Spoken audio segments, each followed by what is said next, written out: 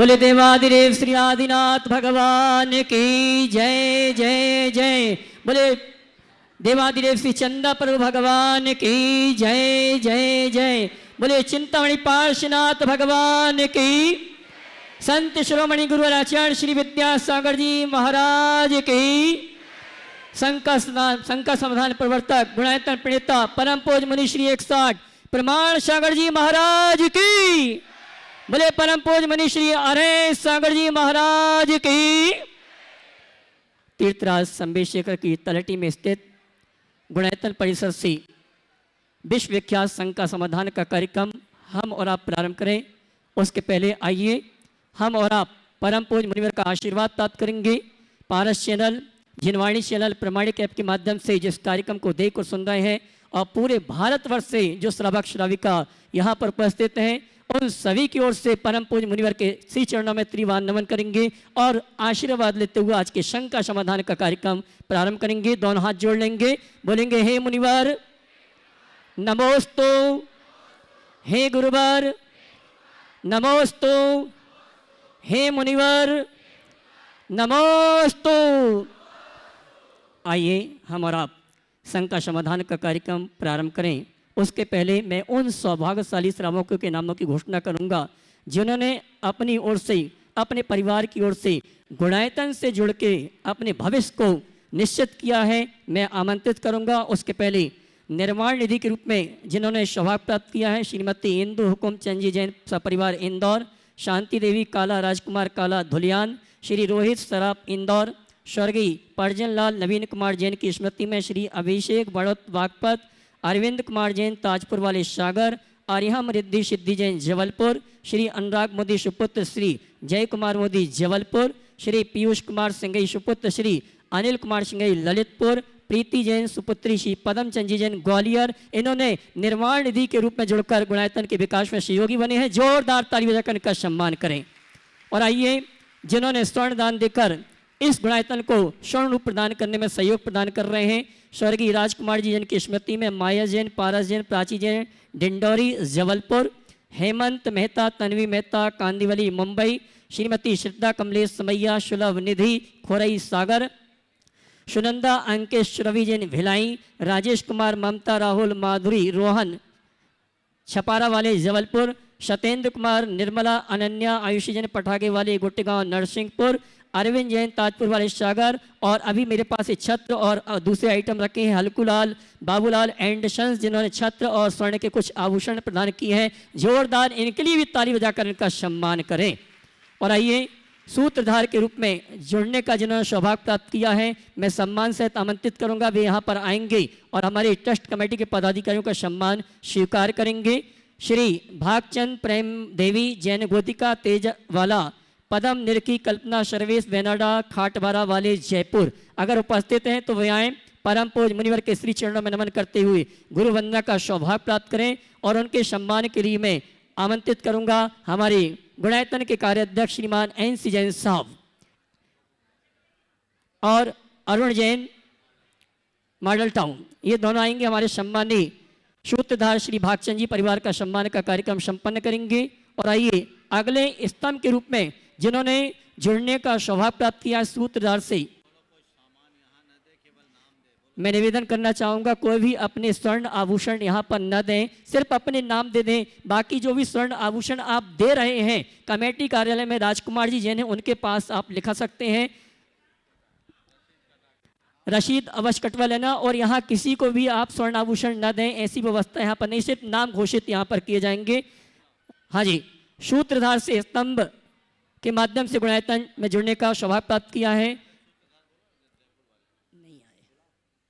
सूत्रधार श्री भागचंद जी प्रेम देवी जैन गोतिका जयपुर अगर उपस्थित हैं तो वे आए।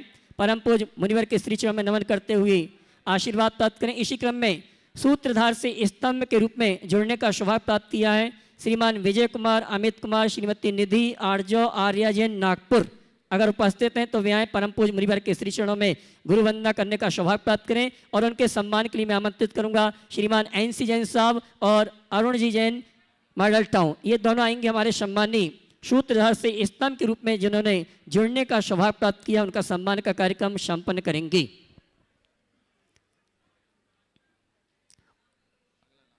और आपकी जिम्मेदारी है जब इनका सम्मान हो तो जोरदार ताली आप जरूर बजाएं। और आइए संस्थापक सदस्य ट्रस्टी के रूप में जिन्होंने अपने परिवार के साथ जुड़ने का अवसर सौभाग्य प्राप्त किया है, मैं आमंत्रित कर रहा हूं श्री रतनलाल जी खोड़निया, श्रीमती भूरी देवी खोड़निया, श्री दिनेश उषा, नरेंद्र निर्मला, संतोष श्री रतनलाल खोड़निया, श्रीमती भूरी देवी खोड़निया, श्री दिनेश उषा, नरेंद्र निर्मला, संतोष अरुणा, वादामीलाल, मनोरमा जी, धनपाल, खुशलता जैन, डूंगरपुर। अगर यहाँ पर उपस्थित हैं तो वे आएं। हाँ जी, वो हमारे बीच अभी उपस्थित नहीं है, लेकिन मैं चाहूंगा उनका सम्मान यहीं से सीधा प्रसारण के माध्यम से वो जोरदार ताली बजाकर उनका सम्मान करें। इसी क्रम में श्री नवीन कुमार जी, श्रीमती अंजू जैन, साहिल मेघा, आरवीर जैन, दिल्ली। संस्थापक सदस्य ट्रस्टी के रूप में श्री नवीन कुमार, श्रीमती अंजू, साहिल मेघा, आरवीर जैन, दिल्ली। अगर उपस्थित हैं तो वे आए परम पूज्य मुनिवर के श्री चरणों में नमन करते हुए गुरु वंदना का सौभाग्य प्राप्त करें। और उनके सम्मान के लिए मैं आमंत्रित करूंगा, हाँ जी, तालियां बजाकर उनका सम्मान करें, हमारे बीच उपस्थित नहीं है। और संस्थापक सदस्य ट्रस्टी के रूप में श्री विनय कुमार जी जैन, श्रीमती पुष्पा जैन, वैभव नीति जैन, मानविक आरुष जैन, दिल्ली। अगर उपस्थित हैं तो वे आए परम पूज्य मुनिवर के श्री चरणों में नमन करते हुए गुरु वंदना का। ये ममता जी की तरफ से प्रश्न मैं कर रही हूँ। वो कह रही हैं, उनका प्रश्न ये है कि हम जो कुछ चाहते हैं वो नहीं होता है, जो कुछ हम सोचते हैं वो भी नहीं होता है, कभी कभी हम समझौता कर लेते हैं। क्या ये मार्ग सही है? क्या हमें समझौतावादी होना चाहिए या कुछ पुरुषार्थ और करके अपनी जैसी इच्छा हो वैसे करना चाहिए? देखिए, बहुत अच्छा सवाल है। जो कुछ हम चाहते हैं वो नहीं होता और जो नहीं चाहते वो हो जाता है। अक्सर हम इसमें समझौता कर लेते हैं। हमें समझौतावादी बनना चाहिए या जो हम चाह रहे हैं उसे साकार करने का प्रयत्न करना चाहिए। देखिए, जहाँ तक बने हमें अपनी इच्छाओं की पूर्ति का प्रयत्न करना चाहिए, लेकिन यदि इच्छाओं की पूर्ति न हो सके तो परेशान नहीं होना चाहिए। हम जो चाहें वो हमें मिले ये हमारे हाथ में नहीं है, पर जो कुछ हमें मिला है उसे हम चाहें ये हमारे हाथ में है। समझौतावादी दृष्टिकोण अपनाने से आप कह सकते हैं फिर तो हमारी ग्रोथ ही रुक जाएगी। मैं आपके साथ सहमत होता हूँ, आप ऐसे समझौतावादी भले न बने, पर अपनी असीमित इच्छाओं की पूर्ति को लेकर परेशान तो न हो। हमारे हाथ में प्रयत्न है, परिणाम नहीं। जो कुछ अच्छा हो सके उसके लिए हम भरसक प्रयत्न करें, पर जो परिणाम मिले उसको लेकर संतोष करें। जीवन का यही एक मंत्र है। नमस्ते महाराज, नमस्ते। ओम। सुमन पाटनी, गुणायतन ट्रस्टी रांची। उसके बाद तैयार रहेंगे श्रीमती मनीषा जैन, मॉडल टाउन। नमस्ते महाराज श्री। ये क्वेश्चन महाराज श्री सुभिका का है। वो पूछ रही है कि अभी सामने नवरात्र आने वाला है, तो अपने जैन धर्म में भी ऐसा कुछ पूजा या कुछ विधान स्पेशल होता है क्या? देखिए, नवरात्रि का जैन धर्म से ऐसा कोई संबंध नहीं। नवरात्रि का अनुष्ठान वैदिक परंपरा में होता है, उनकी अपनी धार्मिक मान्यता है, उसके अनुरूप होता है। इसलिए धार्मिक भावनाओं से जो लोग करते हैं वो करें। जैन धर्म में ऐसी कोई विधान ही नहीं है तो हम उनका अनुकरण क्यों करें? हमारा तो 10 लक्षण हो गया, इसे ही हमें 10 रात्रि मानना चाहिए। और हमारे यहाँ रात्रि की बात नहीं, दिन की बात है, क्योंकि दिन में सूरज होता है और सूरज जागृति देता है, रात में तो नींद हो। हमें नींद मिटानी है और जागृति लानी है। हाँ, 10 नवरात्रि के दिनों में छुट्टियाँ होती दशहरे की। उस दशहरे की छुट्टियों का लाभ लेते हुए कोई धार्मिक अनुष्ठान करे तो बात चल सकती है, लेकिन इसे एक धार्मिक उत्सव के रूप में इन तिथियों को देखना कतई उचित नहीं। Manisha Jain, Model town. उसके बाद तैयार रहेंगी संगस्त आरिका दृढ़मती माता जी की बहन ब्रह्मचारिणी हेमलता दीदी गुना। नमोस्तु महाराज। महाराज मेरा प्रश्न ये है कि गुणायतन का ये सपना हमारा कब पूरा होगा, कब हम देख पाएंगे साक्षात? गुणायतन का सपना कब पूरा होगा? आप लोग मुट्ठी ढीली रखते रहिए, जल्दी पूरा हो जाए, है ना। अब गुणायतन का सपना तो आपकी मुट्ठी पर डिपेंड करता है ना। आप लोग मुट्ठी बांधे रखोगे, जितनी दिन मुट्ठी बांधे रखोगे उतना देर होगा। इसलिए आप चाहते हो जल्दी हो तो जल्दी जल्दी अपनी मुट्ठी खोलना शुरू कर। ब्रह्मचारिणी हेमलता दीदी और उसके बाद तैयार रहेंगी ब्रह्मचारिणी अंजना दीदी आरिका तपोमती माता जी। नहीं है, सवाल नहीं है, जल्दी।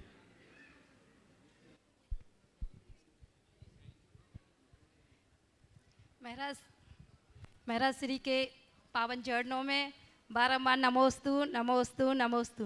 महाराज श्री जब भरत चक्रवर्ती दिग्विजय यात्रा के लिए निकलता है तो 6 खंड पृथ्वी पर विजय प्राप्त करने के बाद वह उस गुफा के दरवाजे खोलता है तो 6 महीने तक उसमें से आग निकलती रहती है।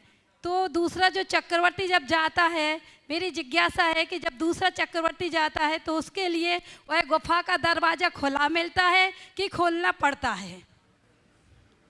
बड़ा विचित्र सवाल किया है। आज तक कभी किसी ने इस विषय में सोचा ही नहीं, क्योंकि प्रथम चक्रवर्ती के टाइम में तो गुफा के द्वार के बंद होने का कारण दिखता है, पर बाद के चक्रवर्तियों के लिए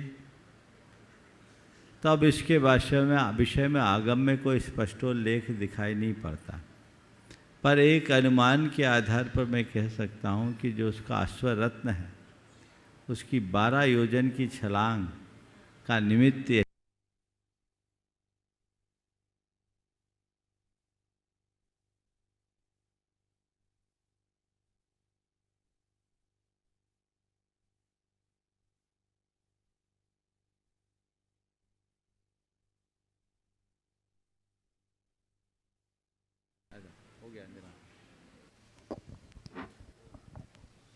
द्वय मुनि राजों के चरणों में दिगंबर जैन पंचायत हजारीबाग का नमोस्तु नमोस्तु नमोस्तु। महाराज जी, क्रोध और गुस्सा दोनों में कितना अंतर है? क्योंकि मैं जब भी आपको देखता हूं तो हमेशा मुस्कुराता हुआ देखता हूं। क्या आपको कभी गुस्सा आता है? और अगर आपको गुस्सा या क्रोध आता है तो उस पर आप कैसे नियंत्रण करते हैं, हमें भी मार्ग दिखाएं। पहले तो मैं ये पूछता हूँ, क्या चाहते हो मैं गुस्सा करूँ? क्या चाहोगे तो कर सकता हूँ, है ना। देखिए, क्रोध गुस्सा क्या है? क्रोध एक प्रकार की मानसिक असंतोष की अभिव्यक्ति। जब हमारा किसी प्रसंग या परिस्थिति के प्रति असहमति होती, हमारा मन उसे स्वीकार नहीं कर पाता, हमारे मन के विरुद्ध कुछ घटता है, तो उससे जो हमारी प्रतिक्रिया होती है वो क्षोभ के रूप में होती है, क्रोध के रूप में होती है, और फिर और बिगड़ जाए तो गुस्सा के रूप में ले लेते हैं। ये एक प्रकार की असहमति की परिणति है। जो लोग अपनी सोच को अच्छी रखते हैं, सकारात्मक रखते हैं और अपनी भावनाओं पर नियंत्रण रखने की क्षमता रखते हैं, वो प्रतिकूल परिस्थितियों को भी पचाने में समर्थ हो जाते हैं। और वे जब ऐसी स्थितियों से अप्रभावित रहते हैं तो उनकी प्रतिक्रिया भी समाप्त हो जाती, नहीं होती। और जब ऐसी प्रतिक्रिया नहीं होगी तो क्षोभ कैसे आए? आपने मुझसे पूछा है कि आप हमेशा मुस्कुराते रहते हो, इसका राज बता दूं? बता दूं? बता देता हूं। तुम सबके भी काम का है, मैं भी चाहता हूं तुम सब भी हमेशा मुस्कुराते रहो। मैं जब सुबह उठता हूं ना, उस समय मेरे चेहरे की जो मुस्कान होती है अद्भुत होती है, मुझे बहुत खुशी होती है। जैसे ही आँख खोलता हूँ मैं अपने आप को इस संसार का सबसे भाग्यशाली मनुष्य के रूप में देखता हूँ।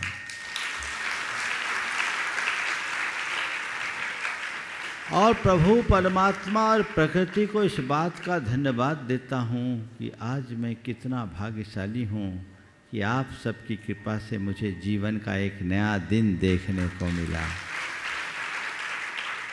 और मन ही मन ये संकल्प करता हूँ कि आज का दिन मुझे प्रसन्नता के साथ बिताना है, आज मुझे खुश रहना। ये भाव मैं सुबह से ही अपने मन को देता हूँ। कोडिंग होती है तो यथासंभव मैं अपने आप को सहज और शांत बनाए रखने की कोशिश करता हूँ। जहाँ तक सवाल है गुस्सा नहीं होने का, ऐसा कहना तो शायद सत्य नहीं होगा। कभी कभी गुस्सा आ भी जाता है और कभी कभी मुझे गुस्सा करना भी पड़ता है। समझ गए? आ जाता है और करना भी पड़ता है। आता है अल्प स्वल्प, जब कुछ हो वो खीज और क्षोभ के रूप में भी प्रकट होता है, और कभी करना पड़ता है क्योंकि तुम लोग सीधे मानते नहीं। सबसे ज़्यादा ऐसा प्रसंग कब आता है बताऊं? कहाँ? हाँ, जब आप लोग हैरान करते हो। जब आहारचर्या होती है उस समय कुछ लोग ऐसे होते हैं जिनका एक सूत्री कार्यक्रम होता है, जो लाए हैं, जितना लाए हैं, जब लाए हैं, लो लेना पड़ेगा। तो हम सोचते हैं माल तुम्हारा, पेट तो मेरा है, संभालना तो मुझे है। तो कभी कभी मुझे लोगों को आंखें दिखानी पड़ती है ना? और वो एक रास्ता है, लेकिन आप लोग उस आँख को दिखाना भी बड़े प्यार से देते हो, है ना? पर ये भी एक कमजोरी। मनुष्य को पूरी तरह अपने आवेग संवेग पर नियंत्रण रखने का अभ्यास करना चाहिए, और मैं समझता हूँ भावना योग इसमें बहुत कारगर। नमस्ते मैडम। इंदौर से सुधीर निकिता विलाला गुणरत्न ट्रस्टी, और उसके बाद तैयार रहेंगे गुणरत्न ट्रस्टी अरुण सीमा गंगवाल रांची। नमस्ते गुरुदेव।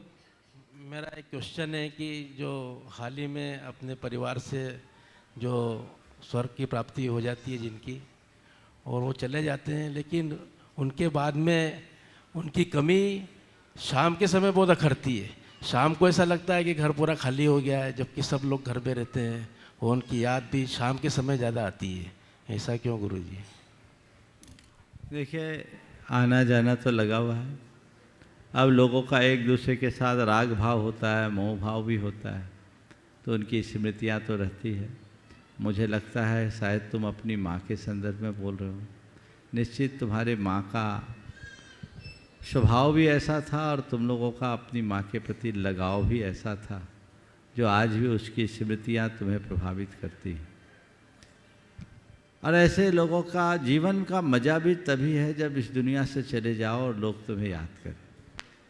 मैं ये कहना चाहूँगा, जब कभी भी ऐसा हो, सामने वाले की स्मृति आए तो विवल मत हो, उनको याद करके उनके आदर्शों में चलने की कोशिश करो, जिससे हमारे जीवन का पथ होता है। गुणायतन ट्रस्टी अरुण सीमा गंगवाल रांची, उसके बाद गुणायतन ट्रस्टी रायशेठ चंद्र कुमार सुनीता जैन जबलपुर मंडला। दोनों गुरुवर के चरणों में नमोस्तु नमोस्तु नमोस्तु। गुरुवर, आज मेरा प्रश्न पिछले प्रश्नों से थोड़ा हट करके है। अभी पिछले प्रश्नकर्ता ने पूछा आपकी मुस्कुराहट का राज क्या है। मैं एक कदम और आगे बढ़ के पूछना चाहता हूँ कि जितने भी नेगेटिव क्वेश्चन यहाँ से निकलते हैं, आप सारे उत्तर हाईएस्ट पॉजिटिव रूप में देते हैं। मेरा आज एक नेगेटिव क्वेश्चन है। नेगेटिव क्वेश्चन ये है कि लोग सिद्ध क्षेत्र में भी इधर की बात उधर और उधर की बात इधर करते हैं, और उसमें भी कुछ बढ़ा चढ़ा करके, और हद तो तब होती है जब वो गुरुओं के प्रति भी कुछ कमेंट पास करते हैं। मैंने एक उक्ति पढ़ी है कि आग लगाने वाले को ये कहाँ खबर कि हवा ने जब रुख बदला तो वो भी खाक होंगे। आप ऐसे लोगों को क्या पॉजिटिव संदेश देंगे? विस्तार से थोड़ा सा। देखिए, ऐसा है, कुछ लोगों का स्वभाव ही है धुआं उड़ाने। तो धुआं उड़ाने वाले को धुआं उड़ाने दो, अपना काम सुगंध फैलाने का है, उसमें लगे रहो। जिसका जो स्वभाव है वो बदलता नहीं। वो नहीं जानते कि ऐसा करके मैं क्या कर रहा हूं। तो धुआं उड़ने दीजिए। और मेरा तो मानना ये है कि यदि धुआं ना उड़े तो फिर सुगंध का मजा क्या हो। जितनी ज़्यादा लोग इस तरह की बातें करेंगे, अच्छे लोगों की उतनी ही अधिक कद्र बढ़ेगी। समझ गए? तो उसे उसी संदर्भ में देखना चाहिए, समझना चाहिए। इन बातों को लेकर किंचित भी संकोच नहीं करना। नमस्ते गुरुवर। रायसेठ चंद्र कुमार सुनीता जैन गुणायतन ट्रस्टी जबलपुर मंडला। उसके बाद तैयार रहेंगे कार्याध्यक्ष दिल्ली NC जैन साहब। मुनिदय के चरणों में मेरा, मेरे समस्त परिवार, मेरे नगरवासियों का कोटि कोटि नमन। महर्षि, मन में एक शंका है, जो जीवित अवस्था में जानकारी हो नहीं सकती या वो पहुंच नहीं सकता, उसे मृत्यु के बाद इसकी जानकारी कैसे? मेरा आशय मुनिवर आपके समक्ष लोगों की नरक और स्वर्ग गति के बारे में है। मरने के बाद वो कहाँ गए ये पता ना जी। हमारा देश बड़ा उदार है, हमारी संस्कृति बड़ी उदार है। मरने के बाद सबको स्वर्ग भेज दिया जाता जी। और स्वर्गीय बना दिया जाता। तुम्हारे ही सवाल को एक बार किसी भाई ने मुझसे अलग ढंग से पूछा कि महाराज, मरणोपरांत सबके नाम के आगे स्वर्गीय क्यों रखा जाता है? नरगी भी तो हो सकता है, सब स्वर्ग जाते हैं, ऐसी बात तो नहीं। उसका जो उत्तर मैंने कभी दिया तुम्हारे सवाल के संदर्भ में मुझे लगता है वो ज़्यादा प्रासंगिक होगा। हमने कहा कि मरने के बाद लोगों को स्वर्गीय इसलिए भेजा दिया जाता है कि इससे घर वाले को संतोष रहे, वो स्वर्ग में है, नहीं तो कोई प्रेत बनकर हमें न पेरे। समझ गए? अगर स्वर्ग छोड़कर और कहीं भेज दें तो वो प्रेत बनकर हमें पेरे नहीं, इसलिए कह दिया वो तो स्वर्ग गए, तुम निष्फिकर रहो। बाकी वो जहाँ गए वो ही जानते हैं, ये संसार का चक्र है, चलता रहता है। नमोस्तु महर्षि। कार्याध्यक्ष गुणायतन परिवार NC जैन साहब दिल्ली। उसके बाद तैयार रहेंगे। मैं उस शख्स को आमंत्रित कर रहा हूँ जो 200 साथियों के साथ यहाँ पर तीर्थराज शंभेशेखर की वंदना करने के लिए आए। गुणायतन ट्रस्टी मनोज विलाला वड़नगर अपने सभी साथियों के साथ। द्वय मुनिराजों के चरणों में मेरा, मेरे परिवार और समस्त मॉडल टाउन जैन समाज और दिल्ली जैन समाज का त्रैबोर नमोस्तु। मुनिवर, पहले तो मैं पुनः आपका साक्षात आज आशीर्वाद प्राप्त करना चाहता हूं कि मैं पिछले दिनों अचानक हवाई जहाज़ में यात्रा करते हुए अचानक बीमार हुआ और ऐसा लगा कि शायद अब जीवन शेष नहीं बचा है, और पूरे फ्लाइट में नमोकार मंत्र का उच्चारण चालू हो गया। और आपके आशीर्वाद और चंदा प्रभु के आशीर्वाद से एक डॉक्टर पीछे की सीट पे ट्रेवल कर रही थी और ऑक्सीजन सिलेंडर भी वहाँ मिल गया और मुझे तुरंत मेडिकल एड मिली और इमरजेंसी लैंडिंग करा के मुझे नानावाटी अस्पताल में भर्ती कराया गया। वहाँ आपका मुझे आशीर्वाद मिला और मैं 4-5 दिन वहाँ भर्ती रहा और उसके बाद मैं स्वस्थ होकर आज आपके चरणों में नमोस्तु करने आया। मुनिश्री, आपने कहा कि ये जो दोबारा जीवन मिला है वो गुणायतन को समर्पण करने के लिए मिला है, तो मेरा तो जीवन गुणायतन के लिए ही है, था और रहेगा। मेरा प्रश्न अब ये है महाराज श्री कि आप कई बार प्रवचन में कहते हैं, आप अपने प्रवचन में कहते हैं कि किसी व्यक्ति की योग्यता का आकलन उसके जाति और धर्म के आधार पर नहीं होना चाहिए, उसकी योग्यता के आधार पर होना चाहिए। लेकिन कोई इसी वजह से ऊंचे पद पे आके बैठ जाए और उससे अधिक योग्य व्यक्ति को उसके नीचे काम करना पड़े तो स्थिति जरा विकट हो जाती है। और आज मैं प्रश्न इसलिए पूछ रहा हूँ महाराज श्री कि मेरी पोती का अब MBBS में एडमिशन होना है और 90-95% नंबर आ गए, फिर भी सरकारी कॉलेज में, उसका मेडिकल कॉलेज में कहीं एडमिशन लगता नहीं है, कहीं हो जाएगा। और वो 15,000 रुपये फीस है और हमें 1.5 करोड़ रुपया फीस देनी पड़ेगी। ठीक है, सरकारी व्यवस्थाएं हैं, आदेश संस्कार का शासन का आदेश है, वो व्यवस्थाएं अपनी जगह हैं, लेकिन ऐसी परिस्थिति में हम क्या करें महाराज श्री? देखिए, सबसे पहले तो मैं आपको आशीर्वाद देता हूँ और ये बहुत ही सबके लिए गौरव का विषय है कि NC जैन साहब के ऊपर इतना बड़ा संकट आया और आज ये फिर से यूँ खड़े हैं।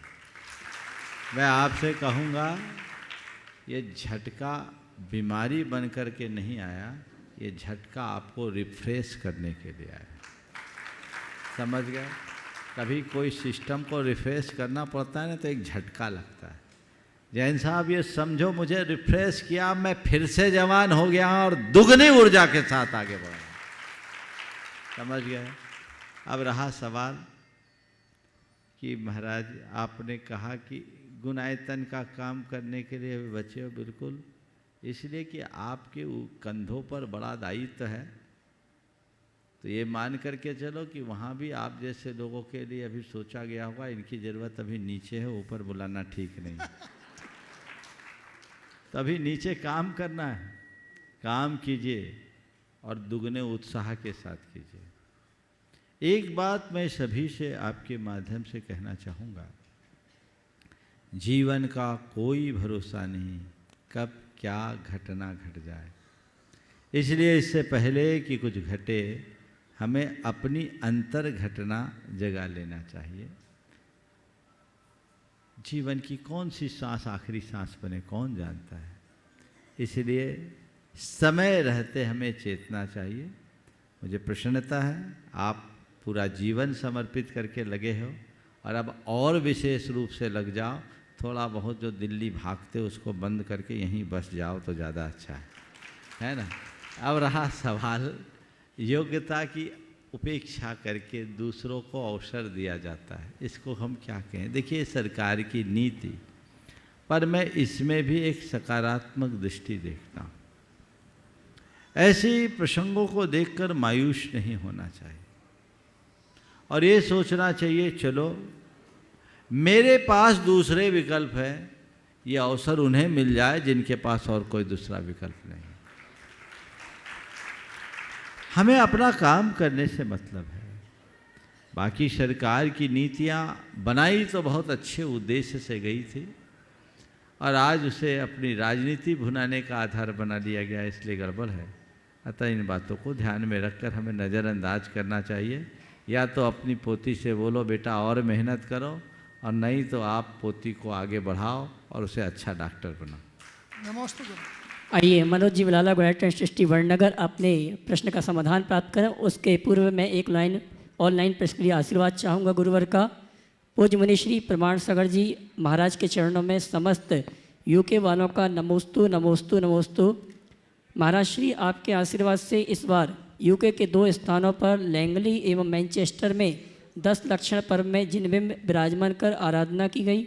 आपके आशीर्वाद से ही यहाँ पर जो जिनालय का निर्माण होना है उसके लिए भूमि का चयन चल रहा है, जिसमें शासकीय जो फॉर्मेलिटी हैं वो पूरी हो सकें, आपका आशीर्वाद चाहते हैं।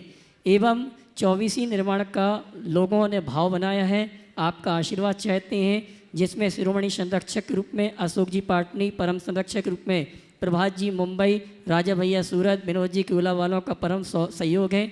साथ ही साथ नितिन जी मैनचेस्टर वालों ने भी परम संरक्षक बनने का सौभाग्य पाया है और इसके लिए आपसे आशीर्वाद चाहते हैं। चेतना आलोक जी जिन्होंने संरक्षक बनने का चेतना सौभाग्य पाया है और भी जो लोग प्रतिमा विराजमान कर रहे हैं उसके लिए आपका आशीर्वाद चाहते हैं। आज हम सभी लोग क्षमा वाणी पर मना रहे हैं, उसके लिए उत्तम क्षमा के साथ आपके आशीर्वचन चाहते हैं।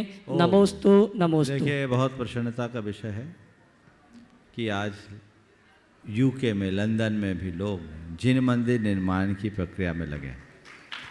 ब्रह्मचारी विजय पिछले 2-3 वर्षों से बराबर लंदन जा रहे हैं और वहाँ की समाज में बड़ा उत्साह है और वो लोग एक भव्य मंदिर के निर्माण की बात सोच रहे हैं। ये मेरी दृष्टि में एक बहुत ही अनुकरणीय पहल है, जहाँ भारत से बाहर धर्म की प्रभावना का ये एक अच्छा मौका है। मेरा सभी को आशीर्वाद है और मैं ये चाहूँगा कि हर किसी को बढ़ चढ़ करके हिस्सा लेना चाहिए। आपका ये कार्य अच्छे से संपन्न हो और ये क्षमावाणी आप सबके जीवन में एक नई ज्योति प्रकट करे। मैं इसी आशीर्वाद के साथ भावना भाता हूँ। जो लोग इससे जुड़े हैं उन सबको आशीर्वाद देकर कि अन्य लोग भी जुड़े और आपके इस अभियान को गति दे। मनोज जी विलाला गोयट सृष्टि वड़नगर। उसके बाद तैयारेंगे पंकज जैन MD अध्यक्ष राष्ट्रीय युवा महासंघ। गुरुदेव के चरणों में हम वड़नगर और आसपास से जितने भी यात्री इस पावन धरा पर यात्रा के लिए आए हैं, उन सब की ओर से, साथ ही बड़नगर की जैन समाज की ओर से और मेरे पूरे परिवार की ओर से गुरुदेव के चरणों में बारंबार नमोस्तु नमोस्तु नमोस्तु, मुनिद्वय के चरणों में भी नमोस्तु करता हूँ। गुरुदेव, मेरा प्रश्न ये है कि एक तीर्थंकर के काल से दूसरे तीर्थंकर के काल में लंबा अंतर रहता है, तो इस अंतर के दौरान मान लीजिए कि 11 नंबर के तीर्थंकर मोक्ष गए, तो 11 और 12 नंबर के तीर्थंकर के बीच का जो अंतर आता है, तो उस अंतर में क्या 11 ही तीर्थंकर रहते हैं? आपने पूछा है ओम ओम ओम, तीर्थंकरों के तीर्थ काल में आने वाले अंतर में उनके पूर्ववर्ती तीर्थंकरों की ही आराधना होती है शेष की, है ना? हाँ। यही पूछना चाह रहे? हाँ।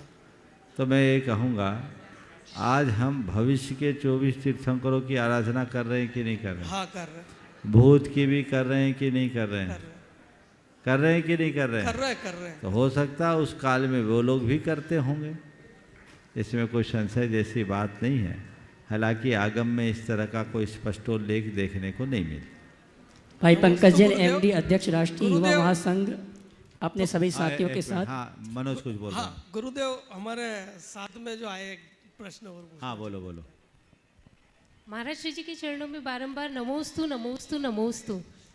महाराज श्री जी, मेरा प्रश्न यह है कि क्या सकारात्मक होने के पहले नकारात्मक होना जरूरी है? जैसे कोरोना हुआ, कोरोना के पहले हमारे भाव नकारात्मक थे और जब हमारे सामने वैक्सीन आया तो हमारे विचार सकारात्मक हुए, तो क्या हम हमारे विचारों को सकारात्मक कैसे कर सकते हैं? देखिए, आपका सवाल थोड़ा विचित्र सा है कि सकारात्मक होने के पहले नकारात्मक होना जरूरी है। हाँ, अगर रजनीकांत की दृष्टि से देखें तो हम ये कह सकते हैं कि दिन होने के लिए रात का होना जरूरी है। बिना अंधेरे के उजाला कैसे होगा? लेकिन इसे हम अगर अपने जीवन के संदर्भ में देखें तो इसका अर्थ ये कतई नहीं लेना कि हमको सकारात्मक होना है तो पहले नकारात्मक बनो, यानी क्षमा करना है तो पहले गुस्सा करो। ऐसा मत करना। प्रकृति की व्यवस्था अपनी जगह है, पर परिणति हमारी है, हमें उसे संभाल कर रखना चाहिए। तो जब कभी ऐसी कोई बात आए तो हमें अपनी सकारात्मकता को विकसित करना चाहिए। कोई ज़रूरी नहीं कि क्षमा करने के लिए क्रोध आए ही, क्रोध ना आए और क्षमा हो जाए तो मज़ा तभी है। पर यदि कदाचित ऐसा न कर पाए तो क्रोध आने के बाद भी क्षमा कर ले तो हम अपने जीवन में एक सकारात्मक बदलाव ला सकते हैं। भाई पंकज जैन, मैं भावना योग पे बताना चाहती हूँ कि मुझे अल्सर। अपना नाम बता दो पहले। हाँ, मैं किरण टोंगिया, कंचन बाग, इंदौर से हूँ। मुझे अल्सर कोलाइटिस और अस्थमा का बहुत ज़्यादा अटैक आ रहा था। डॉक्टर ने मना कर दिया था, लेकिन मैंने भावना योग किया और पूरा पॉजिटिव रही। उससे मैं आज बहुत अच्छे से स्वस्थ हूँ और सबको बोलती हूँ कि रोज़ भावना योग करें और पॉजिटिव रहे। बहुत सुंदर, बहुत सुंदर, बहुत बहुत। चलिए, पंकज जी की बात तैयार रहेंगे। Alpha Jain, Model Town, Delhi. Maharaj Shri के चरणों में युवा महासंघ द्वारा बारंबार नमोस्तु नमोस्तु नमोस्ति। सर्वप्रथम भैया जी ने मुझे अध्यक्ष कह के संबोधित किया। मैं ज्ञात करा दूं, मैं पूर्व अध्यक्ष हूं, वर्तमान अध्यक्ष पवन LIC जी हैं। भाई महाराज जी, विगत 2006 से आपकी प्रेरणा और आपके मार्गदर्शन से स्पेशल ट्रेन द्वारा हम लोग अनवरत शिखर जी की यात्रा संस्कारधानी और आसपास के क्षेत्रों के तीर्थयात्रियों को कराते हैं। विगत 2 वर्ष कोविड के चलते यह यात्रा नहीं आ पाई। इस बार महाराज जी आपके आशीर्वाद से 1360 यात्रियों की ये यात्रा थी। इतनी बोगी इसमें हमने लगाई थी कि 1360 यात्री सफ़र कर सकें, पर आपके आशीर्वाद से, पारस प्रभु की कृपा से इस बार यात्रियों की संख्या इतनी ज़्यादा हम लोग के पास आई, इतनी ज़्यादा हम लोग के पास आई, हमारे पूरे पदाधिकारियों को और महासंघ के सभी सदस्यों को उनको मना करना पड़ा। तो हमारा क्वेश्चन ये है महाराज जी कि इतनी पावन भूमि जहाँ से अनेक तीर्थंकर मोक्ष गए हैं, कोड़ा कोड़ी मुनि यहाँ से निर्वाण हुआ है उनका, ऐसे सिद्ध क्षेत्र की वंदना के लिए हमारे सदस्यों द्वारा उनको यहाँ आने से रोका गया। क्योंकि गाड़ी में जगह नहीं थी। तो इसका हम लोग को दोष लगेगा? अगर दोष लगेगा तो इसका हम लोग को प्रायश्चित क्या है जिनको हमने मना किया? तुम लोगों ने एक गलती कर दी, बता दूं? जी महाराज। अरे 2 साल नहीं आए तो इस बार 3 ट्रेन ले आते तो समस्या हल हो जाती है, 2 साल की कसर पूरी हो जाती। और ये प्लान कर लेते कि चलो इस महीने भर बाद फिर ले आएंगे।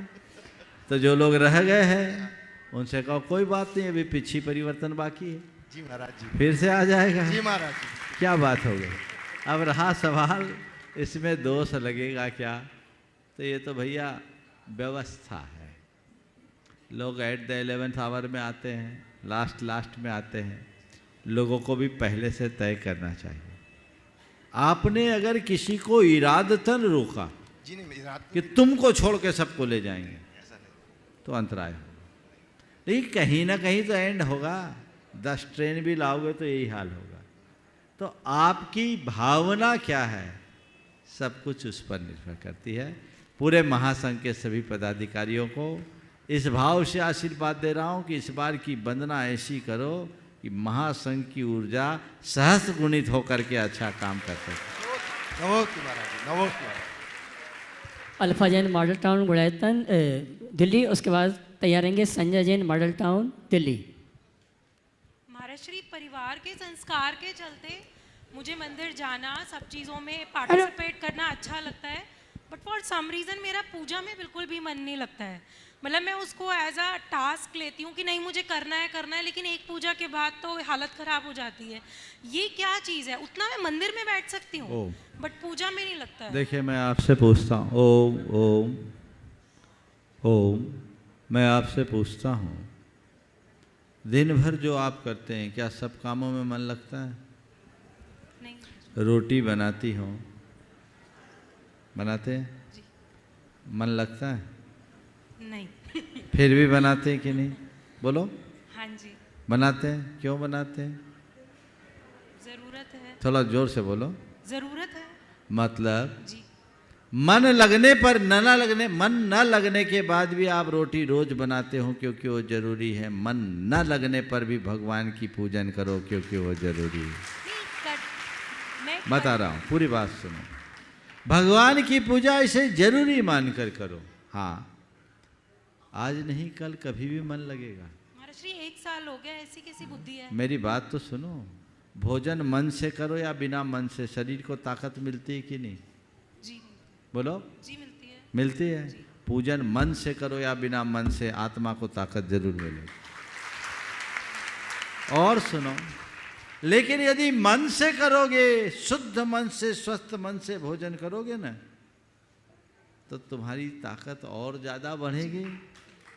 और बेमन से भोजन करोगे तो शरीर में थोड़ा कम लगेगा। बस मैं ये पूछना चाह रही हूँ, पूरी बात मेरी सुन लो। हाँ, कोई बात नहीं, आपकी बात बोल रहा हूँ मैं। बेमन से भोजन करने पर जैसे वो शरीर को थोड़ा कम लगता है, ऐसी बेमन से पूजन करने में आत्मा को थोड़ा कम लगता है, पर लगता तो है। मन नहीं लगा, वचन और काया तो है। फिर उतनी देर तक भले आप पूजा में तल्लीन नहीं हुई, पर पाप से तो बच गई। बोलो। जी। ये बेनिफिट मिला कि नहीं मिला? जी। तो जितनी देर भगवान के पास बैठोगे मन से या बिना मन से, पाप से बचोगे कि नहीं? जी। बचोगे कि नहीं? हाँ जी, हाँ जी। तो हमें क्या करना चाहिए? अवसर खोजना चाहिए अच्छे अनुष्ठान को संपन्न करने का। आप सोचो मेरा मन लगेगा तभी बैठूं, संभव नहीं। अभी भी आप इस गंगा समाधान के कार्यक्रम में बैठे ना, इतनी ज़्यादा गैदरिंग, थोड़ी गर्मी भी लग रही होगी, कंजेस्टेड, ठस ठस के बैठना पड़ा। आज तो 2 शो करा हूँ, आधे चले गए तो भी उतना फिर आके बैठ गए। 2-4 बार मन में आया होगा कि उठ के चले। मन भागा होगा, आपका नहीं भागा हो, लेकिन भागा तो होगा, स्वाभाविक है मन। फिर भी आप बैठी रही, डटी रही ना। क्यों डटी रही? क्यों डटी रही? मेरा नंबर आएगा। क्या? अपना नंबर आएगा। क्या ऐसे अपना वक्त आएगा? क्या डायलॉग है आप लोगों? क्या है? अपना टाइम आएगा तो मेरा नंबर आएगा, उस विश्वास से आपको रोक रखा। बस मैं ये कहता हूँ, जब भी मन में उचाट हो अच्छे कार्यों से, तो मन को इस बात से मोटिवेट करो, अभी नहीं फिर आएगा, अभी नहीं फिर आएगा, जीवन अच्छा बन जाएगा। Sanjay Jain, Model Town, Delhi. उसके बाद तैयार रहेंगे ब्रह्मचारी भैया अंकित जी धनेटा। नमस्ते महाराज, मेरा सवाल ये है कि हमें दिवाली की पूजन किस समय करनी चाहिए और उसकी विधि क्या होनी चाहिए? देखिए, दीपावली की पूजा जो है, हमारी मूल पूजा तो भगवान के जिनाले में होती है, मंदिर की पूजा ही हमारी मूल पूजा होती है। तो हम मंदिर में पूजा करते हैं, हमारी हो गई। घरों में जो पूजा की जाती है वो एक लौकिक पूजा है, क्योंकि दीपावली एक प्रकार का लोक पर्व भी है और घर में शुद्धता होती है, सब कुछ होती है, लोग हर्ष उल्लास के साथ नव जीवन की शुरुआत करते से पूजा होती है। अब चूँकि आप लोग हो व्यापारी, सो आप लोगों के दिमाग में बैठ गया है कि हम पूजा पाठ करेंगे तो हमारे घर में धन ज़्यादा आएगा। तो मैं तो ये कहता हूँ, अगर पूजा पाठ करने वालों के ही घर में धन आता तो दुनिया के सारे धनपति हिंदुस्तान ही में होते, बाहर क्यों होते? एलन मस्क भारत में पैदा होना चाहिए था, वॉरेन बफेट को भारत में पैदा होना चाहिए था, बिल गेट्स को भारत में जन्म लेना चाहिए था, लेकिन ऐसा तो नहीं है ना। इसलिए धारणा हटाइए कि पूजा पाठ करने से धन, घर में धन आता है। घर में धन तुम्हारा आएगा तुम्हारे प्रयत्नों से, तुम्हारी सूझबूझ से, तुम्हारी अपनी सोच और समझ की शक्ति से। तो पूजा पाठ जो आप करिए घर में आपको करना है, तो मेरी राय में दिन के समय करिए, रात में नहीं। मंदिर से भगवान की पूजन करके आइए और घर में आकर या प्रतिष्ठान में आकर अपनी पूजा कर लीजिए, अथवा शाम को गोधूली वेला में अपनी पूजा कीजिए, जो भगवान गौतम स्वामी के केवल ज्ञान का समय है। शाम के समय सूर्यास्त के पहले अंधेरे में हमें पूजा नहीं करना, हमें दिन में करना है। और मुहूर्त देखने की कोई ज़रूरत नहीं। जिनका मनोबल कमज़ोर होता है वो मुहूर्त की ओर भागते हैं। मनोबल ऊंचा रखिए, सारे मुहूर्त अच्छे हो जाएं। तो महाराज श्री, इसमें जो सालों साल से हमारे चल रहा है सारा परिवार का रात में पूजन का, वो तो फिर होता है कि हम लोग उसके अगेंस्ट जा रहे हैं। अगेंस्ट जा रहे हैं तो भैया, मिथ्यात्व की परंपरा तो अनादि से है, उसके अगेंस्ट जाओगे तभी मुक्ति मिलेगी। ऐसी परंपराओं को ढोगे तो मुक्ति नहीं मिलेगी। नमस्ते। परंपराओं को अपनाओ, पर उसी परंपरा को जो तुम्हें सत्य के साथ जोड़े, धर्म के साथ जोड़े, उस परंपरा से दूरी रखो जो तुम्हारे धर्म को छीन ले। ब्रह्मचारी अंकित भैया धनेटा। उसके बाद तैयार रहेंगे गुणायतन ट्रस्टी अरविंद राजा, राहुल तनु जैन, जबलपुर। पूज उम्र के चरणों में मेरा बारंबार नमोस्तु नमोस्तु नमोस्तु। महाराज जी, हमारे मन में एक प्रश्न, आज ही जब पहाड़ पर वंदना करने के लिए गया, चोपड़ा कुंड पे पूजन करने के लिए बैठा था, उस समय में देखता जा रहा था सारे के सारे लोग धोती दुपट्टा पहन के आते चले जा रहे थे और सबसे छिलते चले जा रहे थे। रास्ता में भी देखा कुछ खाते भी चले जा रहे हैं, पीते चले जा रहे हैं, और सीधे जा कर के ना हाथ धोए ना कुछ भी किया, और सीधे जा कर के भगवान के ऊपर कलश ढालते चले जा रहे थे। तो मेरा ऐसी कोई शुद्धि उद्धि का विवेक ना रखते हुए कलश को करते चले जा रहे हैं, ना सोला देख रहे हैं, तो उसमें पुण्य का अर्जन होगा कि पाप का? देखिए, ये तो विवेक रखना चाहिए। भगवान का अभिषेक करो तो शुद्धि के साथ करो। यदि तुम शुद्ध नहीं हो तो तुम्हें चाहिए अनुमोदना कर लो। वहाँ पर जहाँ भी व्यवस्था हो तो व्यवस्था का लाभ ले, और व्यवस्था नहीं है तो अनुमोदना कर। राहुल तनु जैन, जबलपुर। उसके बाद तैयार रहेंगी सुनंदा जैन, मॉडल टाउन, दिल्ली। नमोस्तु महाराज जी, नमोस्तु महाराज जी। मेरी शंका है, अभी 10 लक्षण पर्व में धर्म भी किया, एकासन उपास सब किए, बट बच्चों पर क्रोध भी किया। वो खाने पर चिड़चिड़ाते थे, बोलते थे मम्मा 3 टाइम मंदिर क्यों ले चल रही हो। तो ऐसी स्थिति में हम क्या करें कि अपने बच्चों को भी समझाएं और धर्म भी करें, और उन पर क्रोध किया है तो उसका प्रायश्चित भी दीजिए हम लोग को। देखो, बच्चे तो अभी भी क्रोध दिला रहे तुम, बच्चों का काम ही है। हाँ, वो बच्चे क्रोध दिलाए तो क्रोध में भी विरोध रखो, और ये सोचो हमें बच्चों में सही बात समझाने की कोशिश करनी चाहिए। यथासंभव अपने आप पर नियंत्रण रखना चाहिए, झल्लाना नहीं चाहिए। और बाद में अपनी निंदा गढ़ा करके क्षमा मांग लेना चाहिए।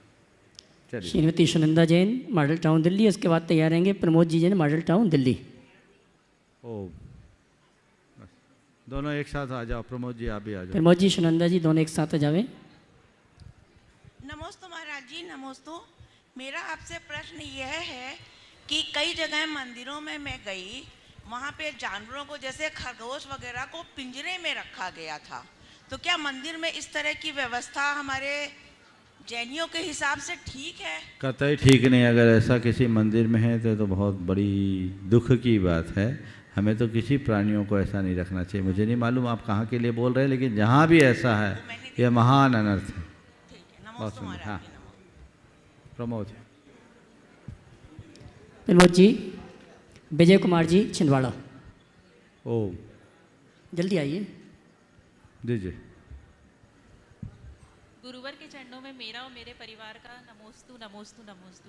गुरुवर, मेरा प्रश्न ये था कि जैसे इस आधुनिक समय में अपनी जीवन शैली भी बहुत फैंसी हो गई है समय को देखते हुए, तो महाराज जी मंदिर का सिर्फ आना जाना धर्म इतना ही शेष बचा है और पूजा पाठ तक, तो महाराज जी हम अपने जीवन शैली के हिसाब से उस धर्म को कैसे तालमेल बना के रखें और कैसे वो धर्म हमारे परिवार में भी आगे बढ़ते रहे, मार्गदर्शन कीजिए महाराज जी। धर्म को अपने परिवार में जोड़ने के लिए एक बड़ा सीधा सा तरीका है कि हम जो भी कार्य करें अपने परिस्थितियों के अनुरूप करें और प्राथमिकताएं तय करें। आज के व्यस्ततम जीवन शैली में लोगों के धर्म का पहला स्वरूप मैं ये कहूँगा, अधर्म न करना ही मेरा सबसे बड़ा धर्म है। जिनके पास व्यस्तता है, समय का अभाव है, धर्म की क्रियाएं नहीं कर पाते, कोई चिंता नहीं, अधर्म ना करें, यही सबसे बड़ा धर्म। फिर जो कार्य आप कर रहे हैं अपनी व्यस्ततम शैली के अनुसार करें। एक सज्जन थे बड़े व्यस्त उद्योगपति, उनने कहा महाराज मैं धर्म करना चाहता हूँ पर मुझे सुबह मॉर्निंग वॉक करना होता है तो मैं पूजन नहीं कर पाता। रोज़ मेरा घर से ऑफिस है, वो 1 घंटे का रास्ता है, मुझे 9:30 बजे तक अपने ऑफिस पहुँचना है, मैं आपका प्रवचन नहीं सुन पाता। बोले कोई चिंता नहीं, तुम एक काम करो, मॉर्निंग वॉक करते हो करते हैं। बोले मॉर्निंग वॉक में मौन रखो, नमोकार जपो, तुम्हारी प्रार्थना हो गई। घर से तुम अपने ऑफिस तक जाते हो, मौन रखो और उतनी देर प्रवचन सुन लो। रोज़ ऑनलाइन प्रवचन सुन सकते हो, यूट्यूब के थ्रू सुन सकते हो। तुम्हारा बोले महाराज ऐसा कर सकते हैं। उनका पूरा जच गया और आज वो व्यक्ति जिस दिन छुट्टी रहती है पूरी तरह मंदिर में जाकर के करता है, बाकी दिनों में ऐसा करता है। जब व्यस्तता ज़्यादा हो जाए तो धर्म का तरीका बदल दे और कोई कठिनाई की बात नहीं है। परिवार खातेगांव पूरे अपने ग्रुप के साथ। उसके बाद तैयार रहेंगे सरिता राकेश सागर, कमला देवी सेठी परिवार खातेगांव पूरे ग्रुप के साथ, और उसके बाद सरिता राकेश सागर।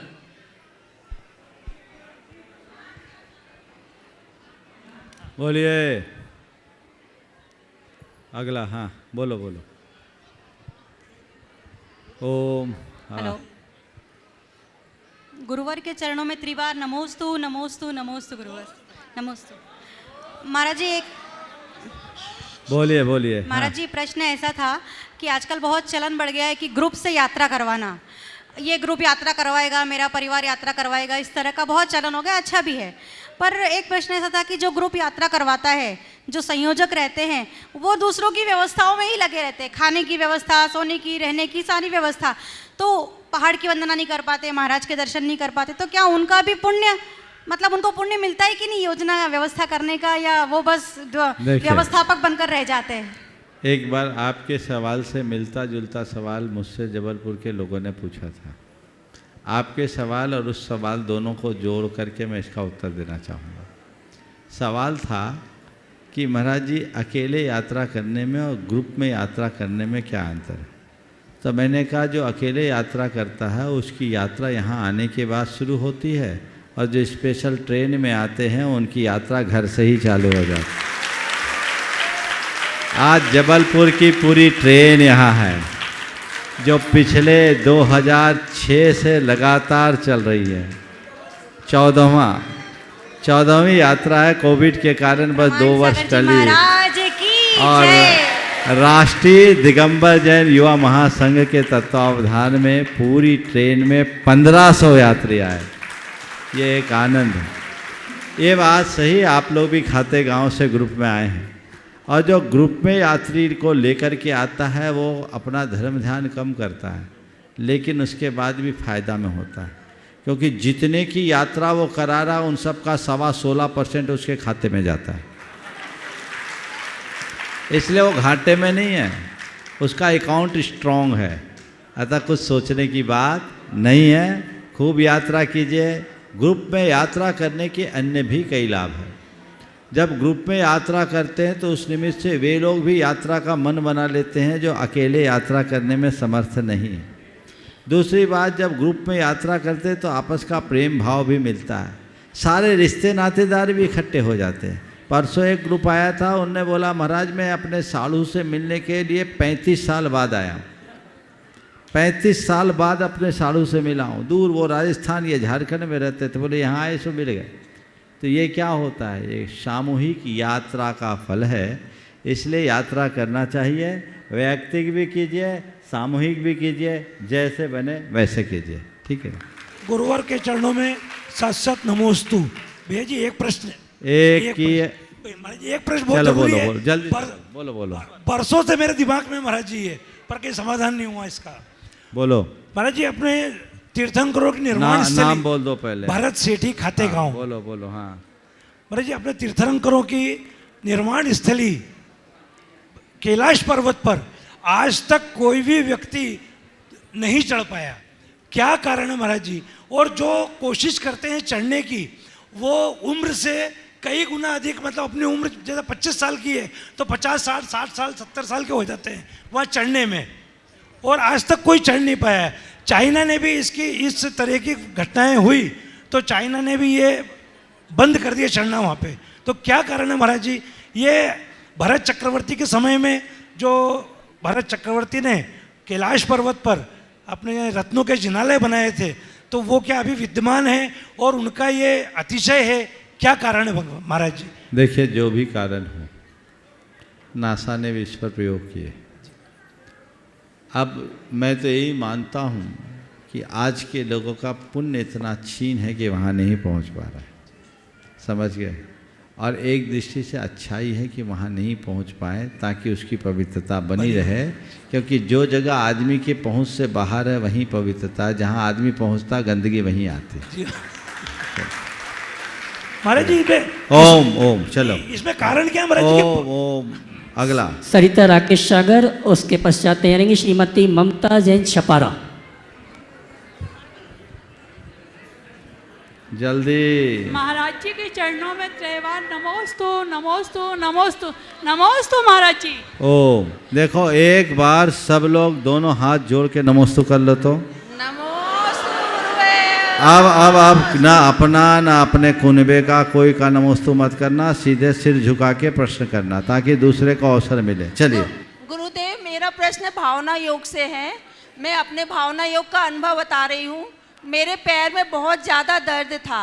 मैंने अनेकों डॉक्टर को दिखाया, MRI कराई, लेकिन पैर बिल्कुल ठीक नहीं हुआ। फिर मैंने भावना योग चालू किया। भावना योग से मेरा पूरा दर्द गायब हो गया। मेरा प्रश्न है गुरुवर कि आपको भावना योग की प्रेरणा किससे मिली? बहुत अच्छा सवाल है। देखिए, भावना योग एक अभिनव प्रयोग है, बड़ा सफलतम प्रयोग है। मेरी एक हमेशा ऐसी रुचि है और कोशिश भी रहती है कि मैं चीज़ों को आधुनिक ढंग से देखने की कोशिश करता हूँ। जब मैंने अपने अध्यात्म ग्रंथों को पढ़ा तो मुझे लगा कि इसमें बहुत गहरे गहरे रहस्य हैं। इसी दरमियान मेरे हाथ में कुछ पुस्तकें आईं जो आज आधुनिक मनोविज्ञान के वेत्ता लिखते हैं, the power of subconscious mind और सीक्रेट जैसे। जब उन पुस्तकों को मैंने पढ़ा तो मुझे लगा ये तो हमारी बात है। वो लिखते हैं थॉट्स बिकम थिंग्स, हमारे यहाँ लिखा गया यद भावते तद भवति। तो फिर मैंने पूरे आगमों को नए ढंग से देखने की शुरुआत की। मेरा चिंतन गहराया और मेरे मन में ये बात बैठी कि इस पर काम करके हम अपनी आने वाली पीढ़ियों के लिए कुछ अच्छा, भैया ओम शांति से बैठ जाइए, वहीं बैठ जाइए, कुछ अच्छा हम दे सकते हैं। तो मैंने उस पर सोचना शुरू किया। इसी बीच मेरे इस हाथ में तकलीफ आई। ये 2009 की बात है। मेरे दाहिने हाथ में ऐसी तकलीफ आई कि मुझे ये पिच्छी भी भारी लगने लगी। मैं इस हाथ से पिच्छी भी नहीं पकड़ता था, बिहार करता कुछ करता तो इसी हाथ में पिच्छी रखता। ये हाथ मेरा 1.25 इंच पतला हो गया था। जांच कराने में मालूम पड़ा कि एक नस सूख गई है और इसका मेडिकल के क्षेत्र में कोई इलाज नहीं है। समझ गए? इसका कोई इलाज नहीं। तो मैंने कहा चलो प्रयोग करो। तो मैंने अपनी धारणा के बल पर मेंटल रेडिएशन देकर ऊर्जा प्रवाह से इस ब्लॉकेज को खोला। 3 महीने की अवधि में मेरे हाथ में वो ताकत आ गई। अब आज मेरे दोनों हाथों को देख के आप कह नहीं सकते कि किसी हाथ में कोई कमी है। आज मैं इस हाथ की तुलना में इस हाथ का प्रयोग केश रोच में ज़्यादा करता हूँ। मुझे ठीक हो गया। फिर मैंने इस पर और अपना रिसर्च शुरू किया।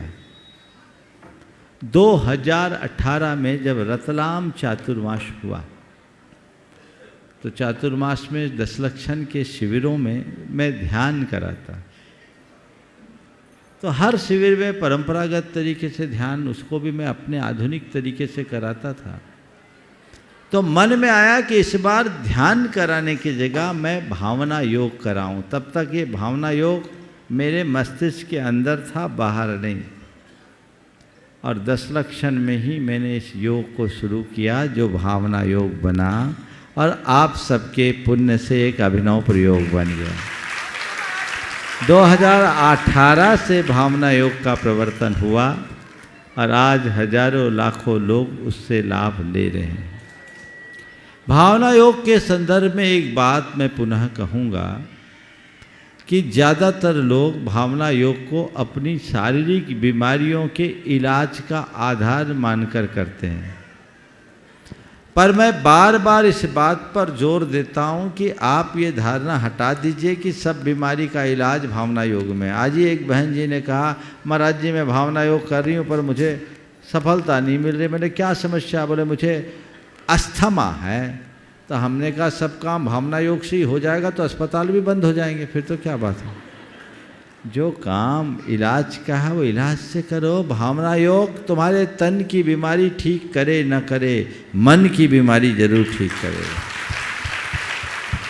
और भावना योग का पहला लक्ष्य स्वस्थ मन, संतुलित जीवन। और जिसका स्वस्थ मन होगा, संतुलित जीवन होगा, उसका तन भी स्वस्थ होगा। भावना योग के नियमित प्रयोग से लोगों के शरीर में बड़ा अंतर आता है, इसमें कोई संशय नहीं। लेकिन ये भी ध्यान रखना है कि ये एक सहायक माध्यम है। इसके साथ आप मेडिकल एड भी लेते रहिए। हाँ, हमारे यहाँ एक उक्ति है, जब दवा काम नहीं करती तो दुआ काम करती। समझ गए? तो भावना योग दुआ है, दवा भी हो। मानसिक और चैतसिक बीमारियों के लिए तो भावना योग अचूक है। आज भी इस सभा में एक बहन बैठी है, मैं चाहूँगा वो अपना एक्सपीरियंस अगर खुद बोलना चाहे तो उठ के खड़े हो जाए। जो अभी महीने भर पहले हम बुझा चेहरा लेकर आई थी, भावना योग कर रही है, आज चेहरा खिल गया है ना। वो खुद अगर अपना सबके बीच में प्रकट होने में अगर उन्हें विकल्प न हो तो मैं चाहूँगा इस प्रश्न के बाद वो खुद खड़े हो जाए और अपना परिचय देते हुए इसको बता दे कोई दिक्कत नहीं, इससे और लोगों को प्रेरणा मिलेगी, है ना। जल्दी हो जाओ, दो माइक दे दो अगर वो खड़ी हो रही है तो। बोलो, खड़े हो जाओ जल्दी से। हाँ, नहीं बोलना चाहेगी, ठीक है। बोलने में क्या हानि है, जो अपनी प्रॉब्लम थी बोलने में कोई हानि नहीं है, सब बोलते हैं। जल्दी, दुविधा में मत पड़ो, जल्दी से चलिए। हाँ बोलो बोलो, इसमें क्या, अच्छी बात लोगों तक पहुंचनी चाहिए। माइक लेके बोलो, बोलो माइक लेके बोलो, तो संकोच नहीं करो। हाँ, अपना परिचय देते हुए। हाँ, मैं रांची से सुमन पाटिल। हाँ, मैंने पहले मेरे को कुछ प्रॉब्लम हो गया था, तो मैं महाराज श्री के पास आई थी। फिर महाराज श्री ने मुझे कहा कि भावना योग करो एंड नमोकार लिखो, तो मैंने भावना योग कंटिन्यू किया एंड नमोकार भी लिखा, तो बहुत ज़्यादा मेरे को इम्प्रूवमेंट है। आज देख लो इनके चेहरे को, देखो, चलो चेहरा तो दिखा दो आपको। हाँ देखो, है ना, ये है भावना योग का प्रयोग। चलिए अगला नाम। श्रीमती ममता जैन छपारा, उसके बाद तैयारेंगे अनुश्री छिंदवाड़ा। महाराज जी के चरणों में त्रिवार नमोस्तु नमोस्तु नमोस्तु। महाराज जी, मेरी शंका है बैर के प्रति। यदि किसी व्यक्ति से बैर हो गया हो और अब स्वयं अपन क्षमा उससे मांगते हैं, उसके बाद भी वह क्षमा नहीं करता, तो पाप का बंध कितना पड़ता है? हमारे मन में अगर गांठ है तो हमें पाप लगेगा, सामने वाले के मन में गांठ है तो वो जाने। हम क्षमा कर दे, अगला अपनी जाने। चलिए, नमोस्तु भगवान, नमोस्तु।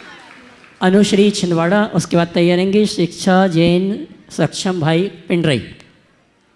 ओ कहाँ है, जल्दी अगला नाम बोलिए। शिक्षा जैन पिंडरई, उसके बाद तैयारेंगे अंकिता पीयूष गोटेगांव। नहीं है, माइक पहुंचाए शिक्षा के पास। ओ शीघ्रता से।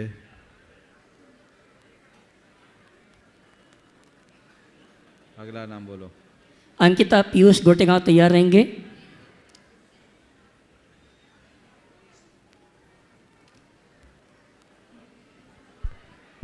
नमोस्तु महाराज श्री। मुनिश्री पूज्य गुरुदेव ने हमारी नगरी का नाम व्रती नगरी रखा। उनके आशीर्वाद से नगर में निरंतर व्रतियों की संख्या बढ़ती जा रही है। उन सभी व्रतियों के प्रति हम युवाओं का क्या कर्तव्य बनता है? हम ऐसा क्या करें जिनसे उनकी साधना में सहयोगी बन सके? बहुत अच्छी बात है। अगर व्रती नगरी बनी है तो आप सबकी जिम्मेदारी है कि हम व्रती बनकर अपना जीवन जिएं, और व्रती न बने तो व्रतियों की सेवा करें, ताकि यहाँ रहने वाले सभी का धर्म ध्यान अच्छे से हो सके। चलिए, अंकिता पीयूष गोटेगांव, उसके बाद तैयार रहेंगे कपिल जैन जबलपुर। तैयार रहेंगे कपिल भी।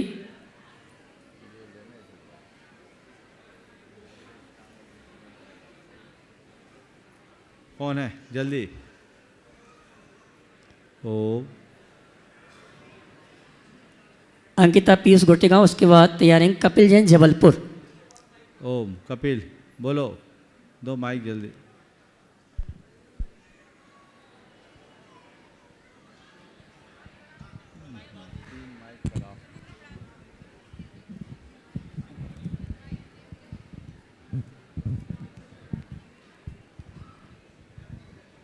महाराज जी के चरणों में नमोस्तु नमोस्तु नमोस्तु।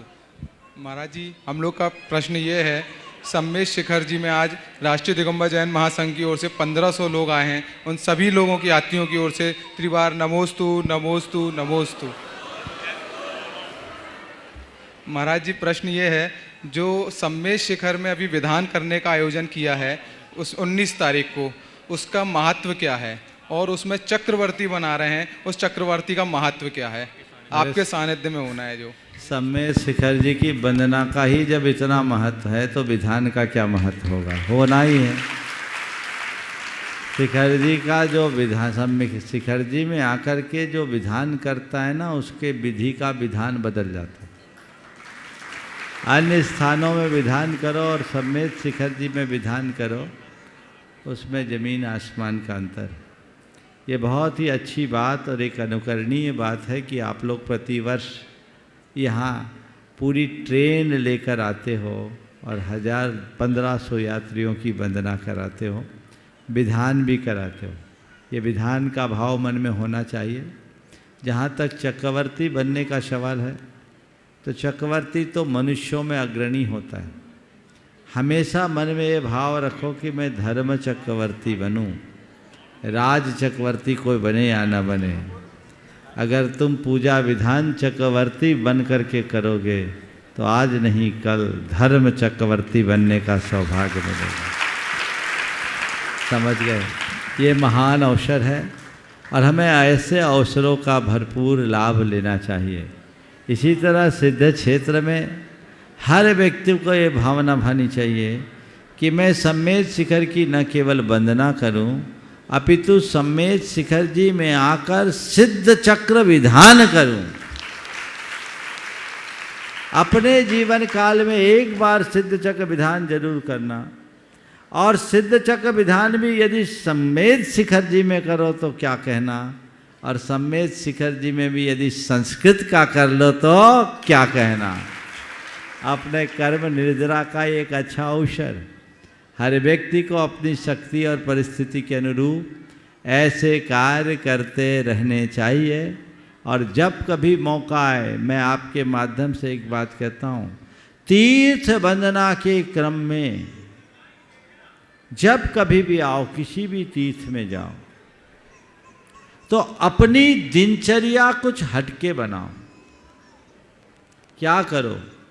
तीर्थ के दर्शन करो, वंदना करो, उसके बाद एक विधान वहाँ जरूर करो, पूजन करो, और बन सके तो वहाँ एकासन पूर्वक रहो, शुद्ध भोजन करके रहो, मौन पूर्वक अपना समय बिताओ, ताकि ये तीर्थ यात्रा तुम्हारे जीवन की अंतर यात्रा का आधार बन जाए।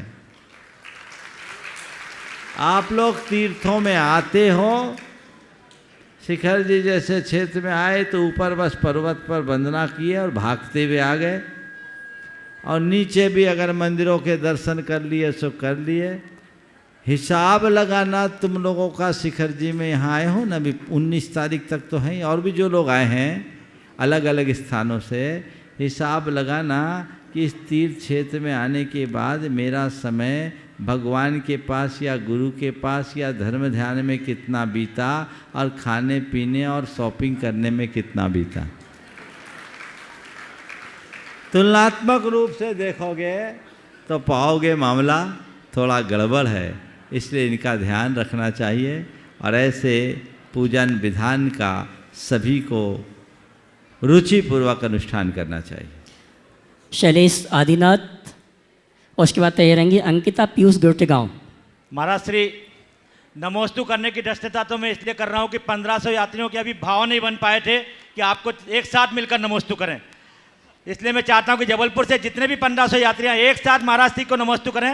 नमोस्तु महाराज श्री। महाराज श्री, हमारा सौभाग्य है कि राष्ट्रीय दिगंबर जैन युवा महासंघ जो प्रतिवर्ष शिखर जी की ट्रेन लेकर आता है, हमारे सारा जबलपुर की सर्वोच्च संस्था दिगंबर जैन पंचायत सभा के अध्यक्ष कैलाश चंद जी भी आए हैं, और साथ ही सर्वोच्च नवयुवकों की संस्था जैन नवयुवक सभा के अध्यक्ष गौरव जैन भी हमारे साथ में आए हैं। महाराज श्री, आज रात में 1500 यात्री कल पहाड़ की वंदना करने के लिए जाएंगे। हम चाहते हैं कि एक बार आपके निर्देश हो जाएं कि हम लोग किस प्रकार से वंदना संयमित होकर करें। देखिए, बहुत अच्छा सवाल किया है। ये वंदना से संबंधित सवाल तो हमेशा आता है। मैं आप लोगों को कुछ संक्षेप में निर्देश देना चाहूँगा। आप जो भी वंदना करने जाए, जो स्वस्थ लोग हैं वो पूरे उत्साह के साथ वंदना करने जाएं। जिन्हें किसी प्रकार की कार्डियक प्रॉब्लम है या और कोई समस्या है, वो अपनी जीवन रक्षक औषधियाँ अपने साथ लेकर जाएं। अपने जेब में अपना नाम पता भी रखें, ताकि कहीं कुछ आगे पीछे कोई घटना घटे तो आप तक उसकी सूचनाएं पहुंचाई जाए। और दूसरी बात, जब आप चले नीचे से तो एक संकल्प लेकर चलें, जब तक मैं टॉप पर नहीं जाऊंगा तब तक कहीं बैठूंगा नहीं।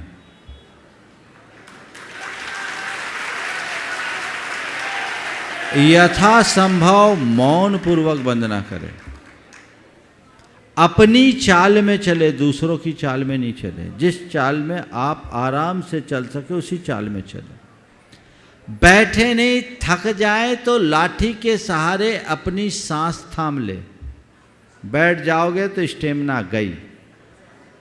तय करके चलो, जब ऊपर पहुंचेंगे तभी दम लेंगे। चोपड़ा कुंड के पहले कहीं नहीं बैठे। ओम ह्रीम नमः की मानसिक जाप करते हुए चलें।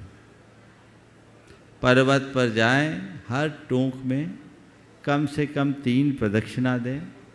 भगवान के चरणों में अपने हाथ रखें। स्त्री पुरुष सब रख सकते, क्योंकि ये चरण चिन्ह है। आंखें बंद करें, मन में भावना भाए कि हे प्रभु, आपने यहाँ से निर्वाण प्राप्त किया, आपकी ये पवित्र रज यहाँ है, आपकी ये परमोदारिक शरीर की दिव्य रज मुझे मिले और मेरी आत्मा में पात्रता जगे कि मैं भी आपकी तरह आवागमन से मुक्त होकर सिद्ध बुद्ध निरंजन हो सकूं। आंखें बंद करके भावना भाई उस ऊर्जा को ग्रहण करता हुआ महसूस करें। फिर भगवान को अर्घ चढ़ाएं, 9 बार नमोकार बोले, तब दूसरे टोक पे जाए। ऐसी वंदना करें। पहली कोशिश करें कि पूरी वंदना में हम अन्न जल कुछ भी नहीं देंगे। अगर ऐसा नहीं कर सकते, उत्तम तो यही है, एक उपवास पूर्वक वंदना करो तो करोड़ों उपवास का फल मिलेगा, अरबों का। तो ऐसा नहीं हो सके तो जब तक पूरी वंदना ना हो जाए मुंह में पानी नहीं डालेंगे। और यदि ऐसा भी नहीं कर सकते तो ये कहो कि जल के अलावा कुछ नहीं डालेंगे। ओम, जल के अलावा हम कुछ नहीं डालेंगे और वो भी शुद्ध जल रखेंगे। रास्ते में किसी तरह की पॉलीथीन, कोई पाउच जिससे पर्वत का पर्यावरण बिगड़ता है, वो कुछ भी अपने साथ नहीं ले जाएंगे। जो कुछ भी ले जाएंगे इको फ्रेंडली जो होगा उसे लेकर के जाएंगे। पर्वत की पवित्रता का अच्छिन्न बनाएंगे। यदि ये सब आप लोग कर ले तो फिर कोई दिक्कत नहीं होगी। आप कब वंदना करके नीचे आ जाएंगे आपको पता ही नहीं लगेगा। ये एक रास्ता है, ये सावधानी आप सबको अपना करके चलना चाहिए। और फिर पैदल ही जाना है, पैदल ही आना है। जिनसे न बने वो डोली पे चले जाना, पर और दूसरे सवारी का प्रयोग मत करना, उससे जान पर भी खतरा हो सकता है और लोगों का रोजगार भी प्रभावित होता है और पर्वत की पवित्रता प्रभावित होती है। इसलिए उसका सबको ध्यान रख करके चलना है। इस प्रकार आज के इस सत्र को परम पूज्य गुरुदेव के चरणों में नमन अर्पित करते हुए मैं यहीं पर विराम दे रहा हूँ। बोलिए अहिंसा परमो धर्म की ओम। देखिए आप लोग अभी यहीं बैठे